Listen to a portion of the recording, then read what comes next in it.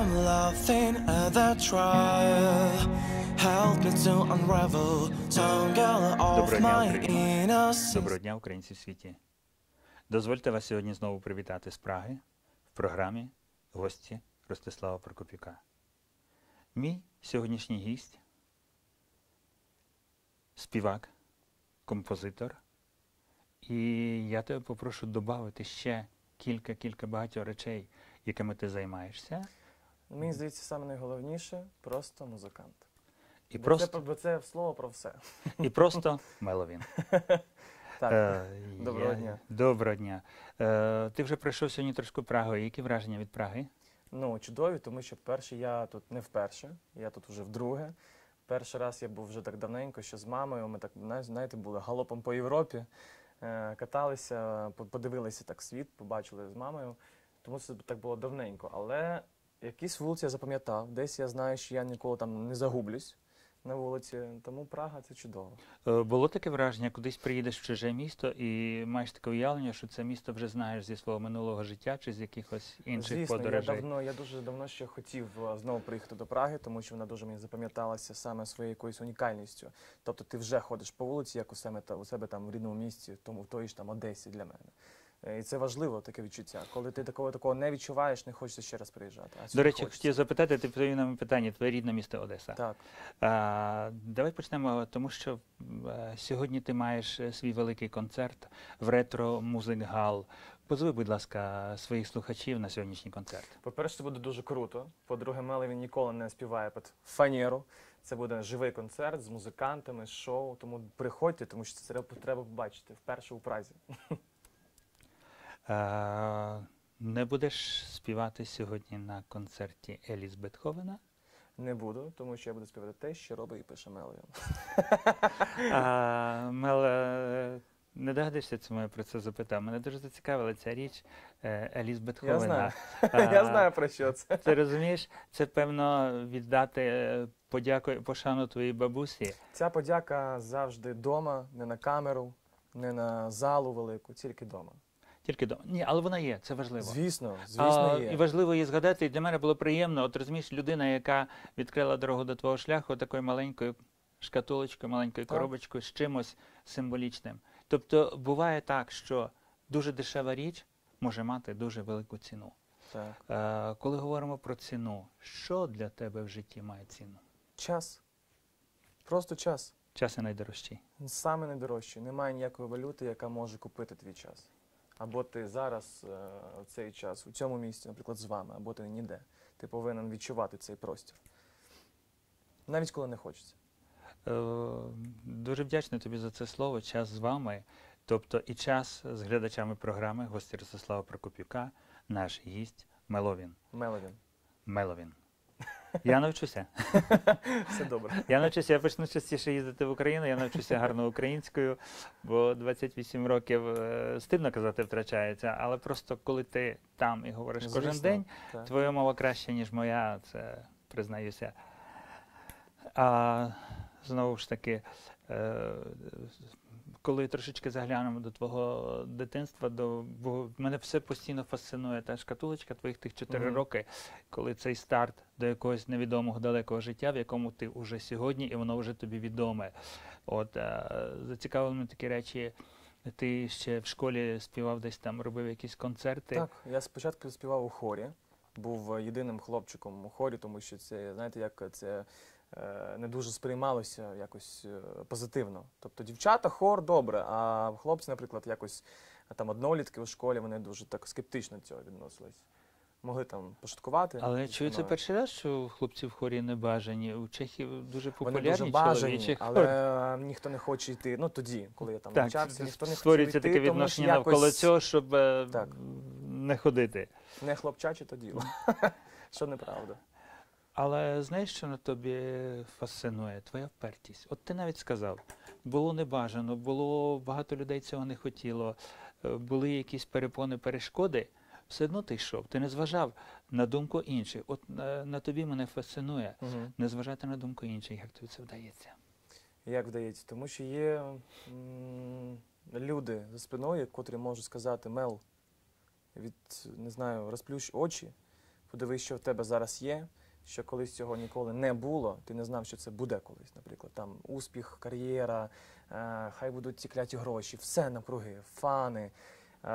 Я розумію, що повертаючись так, знаєте, озираючись назад і розуміючи цей такий бекграунд, великий вже бекграунд, хоча всього праці моєї 4 роки, назад немає дороги, тільки вперед. А як я іду вперед, ну тому що я просто баран по життю, овен. Ні, ти прекрасний баран, розумієш, твоя різниця між... Дякую. Ні, Мел, твоя різниця між бараном і тобою, ти вмієш слухати людей. Бо кажуть, знаєш, на людину кажуть баран, що яка вперта, Ну, так, і нікого не слухає, чує. і не вибирає шлях. От ти вмієш вибрати свій шлях. Дай трошечки, скажімо, кілька слів для тих, хто на сьогодні слухає програму гості Ростислава Прокопюка і Меловіна. Трошечки твого шляху, скажімо, від тих 4 років до караоке на Майдані, до Ікс-фактору, до Євробачення. Ви знаєте, караоке це взагалі там була така окрема історія, яку мало хто знає. Насправді, коли я прийшов на караоке на Майдані, Ігор Кондратюк вже в той час знав, що саме я буду у нього у команді. Тобто закінчилися зйомки Ікс-фактору, тренувального табору. І в нас був вільний час, ми готувалися до прямих ефірів. Тобто я вже знав, що о 12-ці. Я собі гуляв по вулиці, моя подруга пішла на караоке, подзвонила мені, мені дзвонить з номеру телефону моєї подруги Ігор Васильович. Дзвонить і каже мені, ну тут таке діло, твоя подруга, типа... Запросила тебе. Да, запрошує тебе зараз підтримати, і я приходжу. І він просто остолбенів, тому що розуміє, що зараз мене палити в кадрі не можна. Тому що я у нього в команді. І він не знав, хто зараз прийде, який там друг. Тому, а так, вся історія, так, це був хор. Спочатку це було, це правильно, це перша та шкатулочка, яку я зламав одразу ж. Мені дуже було цікаво з дитинства, що знаходиться всередині і що грає. Я не розумів, що це відбувається. Я так зламав, що шкатулок 5, 10. Бабуся мені завжди їх дарувала, тому що треба щось було ще раз зламати, щоб дізнатися все ж таки, що там грає. І це мене спонукало до музики, по суті. Я не міг зрозуміти, звідки та йде музика. Я її знайшов. Я, скажімо, 28 років займаюся психологією залежності, внутрішні стани людей. І от, скажімо, я якусь хвилинку не був модератором передачі, був тих 3-2 хвилини психологом. Ти це зрозумів. Але тому мені цікаво. Мел, дуже цікава річ в тобі, яка з тебе проривається і яку ти, може, не замічаєш сам в собі.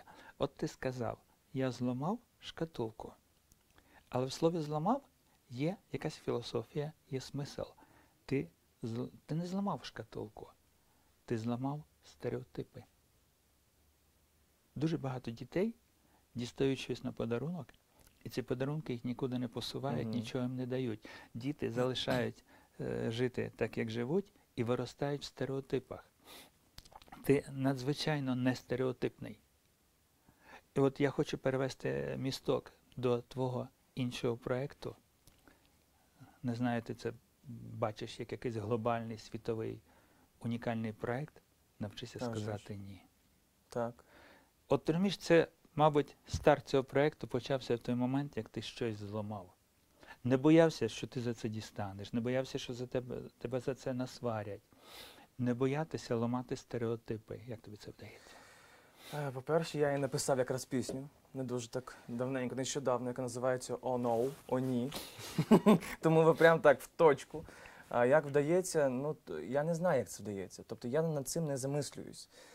По-перше, це, напевно, моя така музична ціль. Я хочу, щоб люди знали, що стереотипи повинні бути зламані, назавжди зламані. Не повинна, наприклад, знаєте, мене це завжди дуже дратує, коли кажуть, що, ну, ми скажемо, та вчителька, яку ви її зараз уявляєте? В окулярах, прозорих, якась така дуже, ну все не так, ну все в світі давно вже не так. І треба якось ширше мислити, сприймати світ якось по-іншому. Це якась суть просто. Мел, це не можна зробити зі страхом.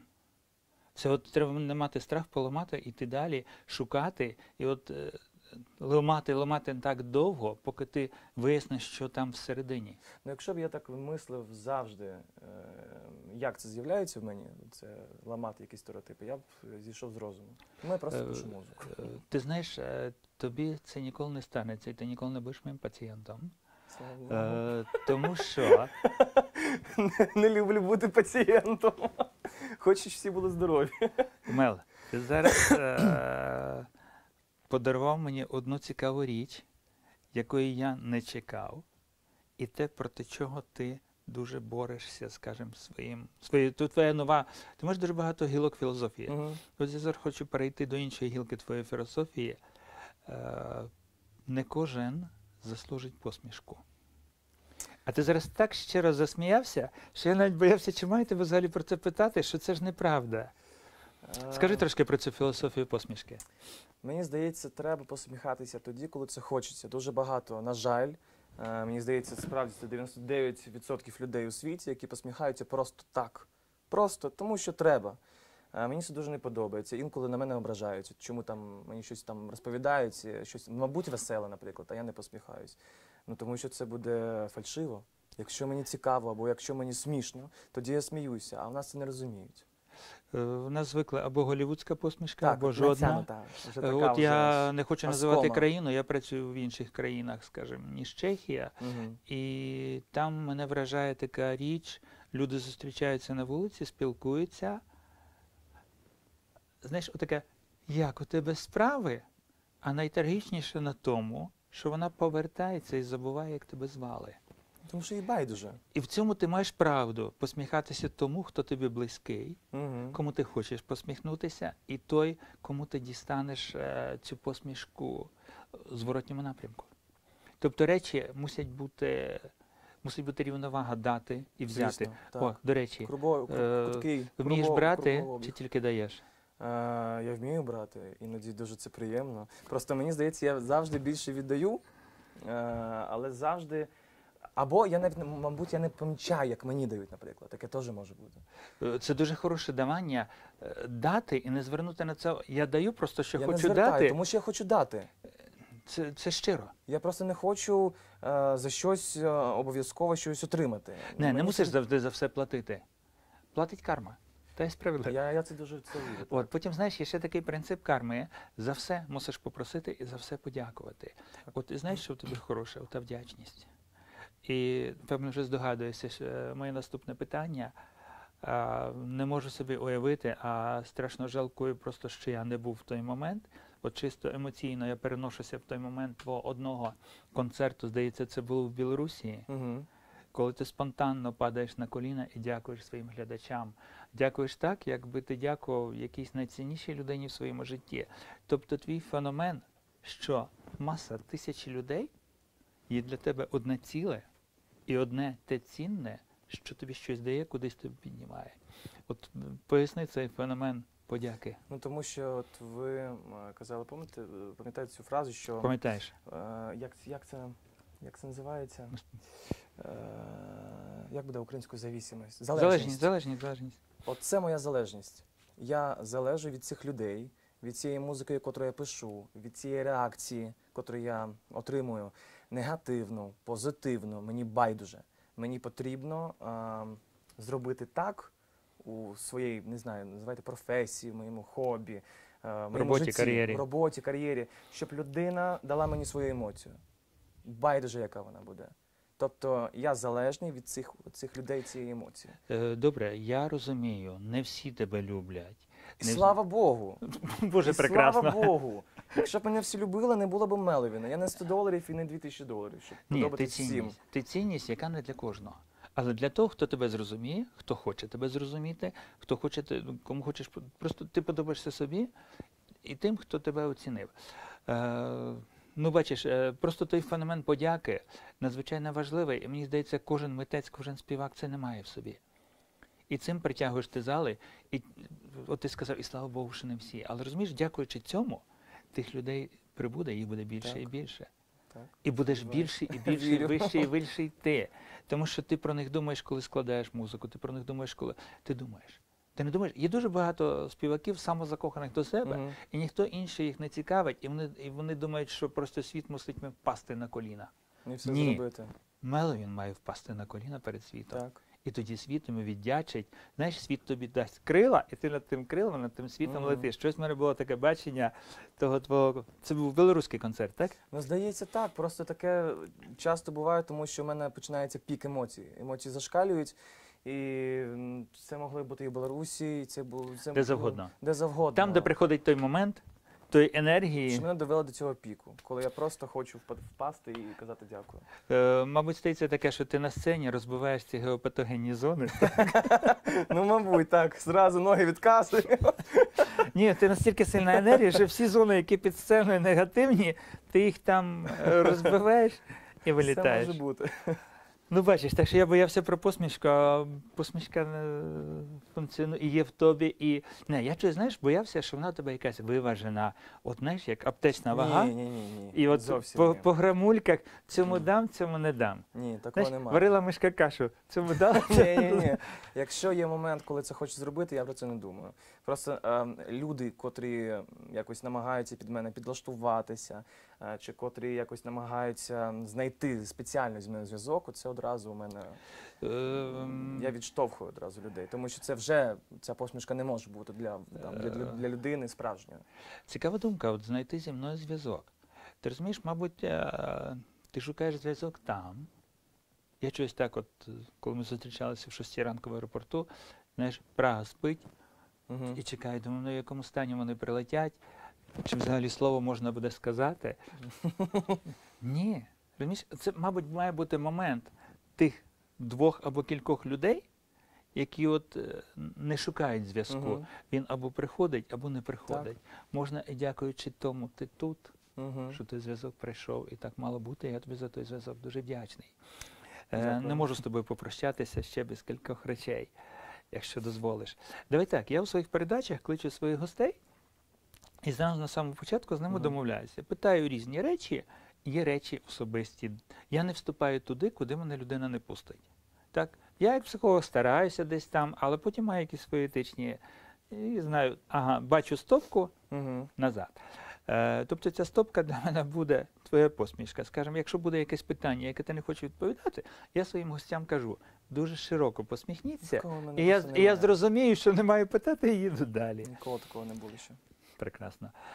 Я дружу з багатьма чеськими, скажімо, творчими людьми, Мгм. режисери, співаки і так далі. Багато з них мої пацієнти. Є один хороший, надзвичайно хороший талановитий чеський режисер, а він постійно ходить в окулярах. І я його питаю, кажу, ну, бо постійно, в зимі і в літ постійно. А я його кажу, слухай, а це що? Якийсь смисл, філософія, потреба, внутрішня, фізична. А він мені чисто посадив мене. Не знаю, може так само посадиш ти мене. Я вже відчуваю, що це так буде. Смієшся, так що все добре. Я вже готовий. Готовий мене посадити, прекрасно. А він мені сказав, це мій будиночок. Це мій будиночок, за який я ховаюся. Як часто маєш потребу ховатися до себе? По-перше, це також вірно. В моєму випадку, наприклад, це, по-перше, це якийсь свій такий будиночок. По-друге, я відчуваю себе справді артистом, коли я надягаю лінзу, або я надягаю окуляри. Тобто для мене це важливо, щоб, наприклад, писати музику. Іноді я вдома вдягаю окуляри, і іноді таке також буває, і починаю писати музику. Мені треба обов'язково поставити навколо... Що тебе стимулювало? Да, якось не завжди, але таке виникає. Поставити якісь ліхтарики, запалити свічу, налити келих татового вина, от щоб все навколо, запалити якусь аромасвічку. Це дуже важливо це зробити. Свічка – прекрасна енергія. Там ти спалюєш свої негації, а набираєш чисту Я енергію. обожнюю вогонь, обожнюю. Тому так багато. Тобто вогонь – це символ твого життя? Так, звісно. Тобто ти такий вогняний Меловін? Ну, мене просто дуже, наприклад, можна легко вивести із себе. Я дуже на себе за це сварюсь, тому що розумію, що такого не потрібно, такого не може бути. Але, блін, може. Щось хтось скаже, я можу так спалахнути, що мало всім не покажеться. Хату точно спалю. І важко тебе погасити, так? Ні, є люди, котрі просто одним словом можуть це зробити. Тобто є кілька людей, яких пускаєш. Коли так, я їх пускаю до себе десь туди, і вони кажуть стоп. Я зразу Мел, а маєш той стоп не пускати? Це ж небезпечно. що саме? Ну, то пускання. Розумієш, є моменти, коли ти хочеш бути сам, і ти сам з собою випорядишся, так? Вирішиш свої проблеми. А є моменти, коли ти кажеш, Мел, стоп, відкрийся, пусти. А потім знову стоїш і як ці овечки рахуєш. Перший, другий, третій, п'ятого вже не пускаю. Так. От я оцю сіточку. А це судьба називається. Бо це все просто відбувається так, як воно там повинно було Мел, статися. нас дивляться дуже багато людей. Навчи їх робити сіточку. Бо Це люди що? дуже добре. Сіточка пропускати. Боже, Сіточка, я сам сито. такого не знаю. Тобто Боже, це інтуїтивна? це інтуїтивна штука. Люди, І мені вірте здається, інтуїції. ніколи не можу цього навчити, тому що це просто... Та ми всі люди, ми дуже буваємо різні завжди. Меле, знову ловлю тебе на хорошому слові. Навчити. Це те, що люди не вміють. Вчити себе, вчити інших, чомусь навчитися. Чому вчиш сам себе? Сам себе... Боже, я не знаю, чого, як я вчусь сам себе. Мені здається, я зовсім ніяк. Мені здається, мене вчать дуже багато ситуацій, які трапляються в моєму житті, навкруги, ситуації у людей. Але я проти фрази, знаєте, коли кажуть, що треба вчитися на чужих помилках. Це найгірше, що може бути. Згоден. Знаєш, що найкраще? Не робити власних помилок. А всі решта... Але це неможливо також. Мел, а всі Неможливо. решта- Треба набити колінки, бачите, я, от, дивіться, Набивай. все роздідрене. Ні, ну синяки вже пройшли. Да. Мел, а вмієш жити і битися мінімально, чи бити коліна мінімально? Вмієш деякі речі пустити за водою? Мені здається, що ні. Мені здається, якщо я помиляюся, то я так помиляюся, щоб за це запам'ятати на все своє життя. Чуєш, а ти вмієш з помилки зробити цінність?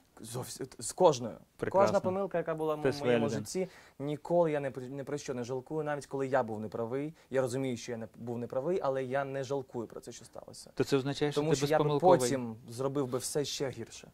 От бачиш, ми знайшли новий епітет тобі. Ти був сонячний, ти був вогняний, ти безпомилковий. Ні, я кожен раз роблю помилки, просто я про Ні, них але хочу це помилки, завжди, які не знаєте, нищать тобі життя. Люди завжди себе за це корять, все своє життя. Це найгірше, це мої пацієнти. От розумієш, найперше, не докоряйте себе, ні в чому себе не звинувачуйте і не воюйте. Це мої таких 3 тези, які я тим людям стараюся донести. Запам'ятали, відпустили, йдемо далі. Все. От, мабуть, наша розмова буде, доки чекає нас. Давайте повторимо наше прохання до глядачів. Сьогодні о 19-й годині ретро-музик-гал на Французькій. Будь ласка, приходьте на... До речі, дуже гарний зал. Ну, приходьте Буде на дуже цей, крутий концерт. на цей щелений концерт Меловіна. Він вам дасть сьогодні все, що привіз що до має. Праги. Навіть більше. О, це вже давно не було. Приходьте на то, що є навіть більше. Приходьте на людське спілкування, приходьте за емоціями, приходьте за посмішкою Меловіна. Давай зробимо так. Остання посмішка для наших глядачів. Я не хочу робити її останню. Я Ні, просто хочу- остання зараз. І не хочу, щоб вона була остання зараз. Бо я це вже зробив. Дякую вам велике. Знаєш, чим тобі ми домовилися? Да? Знаєш, чим ти прекрасний? Що ти, розумієш, так от ніжно, потихеньку, помаленьку стоїш за своїм. От скільки я би тебе не примушував, скажімо, от мені хочеться в моїй програмі, Мгм. щоб ти тут посміхнувся. Ні, ти робиш те, що хочеш робити ти. Роби це, будь ласка, надалі. Не люблю, коли мене щось заставляють робити. Не, Мел, роби надалі те, що хочеш робити. Дякую вам І велике. ви робіть надалі те, що хочете робити. Будьте собою, будьте емоційні, вмійте брати, вмійте давати, так, як це робить Мел. І приходьте сьогодні на його чудовий концерт «Ретро-музик-гал», французька, 19-й годині. До зустрічі в програмі «Гості Ростислава Прокопюка». Дякую, що ви з нами. Підписуйтесь на наш канал. Допомагаємо разом. Приходьте на концерт.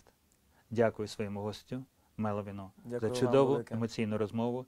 Дякую за твій світ, який ти вмієш роздавати, який ти вмієш творити. Дякую за те, що Це ти було є. саме цікаве інтерв'ю в моєму житті, справді. Дякую. Це прикольно.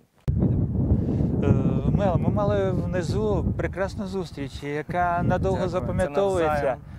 Ні, є люди, які приходять і відходять, є люди, які лишаються енергетично. Тобто ти там в моєму офісі залишив настільки чудову енергію, яку я з твого дозволу, але тільки з твого дозволу, і буду такими маленькими аптечними порціями роздавати тим, хто буде цього вартий. Можна. Дякую Для того тобі я і за твою зроблю енергію. життя. Дякую вам. Всесвіт, прекрасно. Дякую всім нашим глядачам. Програма «Гості Ростислава Прип'яка». Заходьте, вмикайте, підписуйтесь на наш канал. До зустрічі І в не нових перемикайте. програмах. І не перемикайте. І не перемикайте концерти Меловіна. Ага. Друзі, всім привіт, це Меловін. Саме сьогодні я в Празі зі своїм першим сольним великим концертом Retro Music Hall. Чекаю на кожного, приходьте і почуйте все наживо.